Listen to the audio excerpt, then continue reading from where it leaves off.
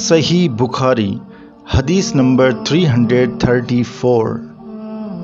حضرت عائشہ رضی اللہ تعالی عنہ فرماتی ہیں، ہم رسول اللہ صلی اللہ علیہ وسلم کے ساتھ بعض سفر غزوہ بنی المستلق میں تھے۔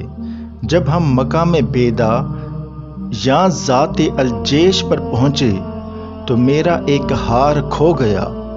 رسول اللہ صلی اللہ علیہ وسلم نے اس کی تلاش میں وہیں ٹھہر گئے اور لوگ بھی آپ کے ساتھ ٹھہر گئے، لیکن وہاں پانی کہیں قریب نہ تھا۔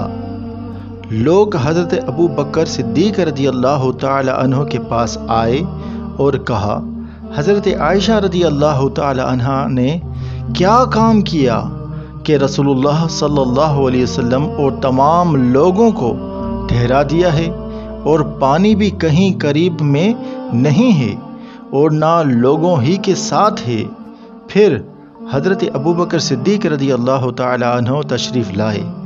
رسول اللہ صلی اللہ علیہ وسلم اپنا سر مبارک میری ران پر رکھے ہوئے سو رہے تھے۔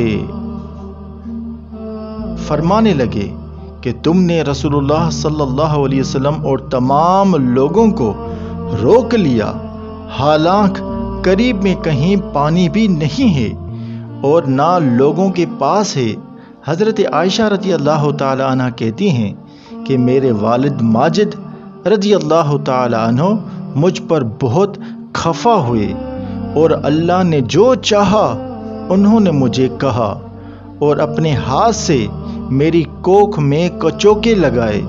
رسول اللہ صلی اللہ علیہ وسلم کا سر مبارک میری ران پر تھا، اس وجہ سے میں حرکت بھی نہیں کر سکتی تھی۔ رسول اللہ صلی اللہ علیہ وسلم جب صبح کے وقت اٹھے تو پانی کا پتہ تک نہ تھا، پس اللہ تعالی نے تیمم کی آیت اتاری اور لوگوں نے تیمم کیا۔ اس پر اسید بن خضیر رضی اللہ تعالیٰ نے کہا، اے آل ابی بکر، یہ تمہاری کوئی پہلی برکت نہیں ہے۔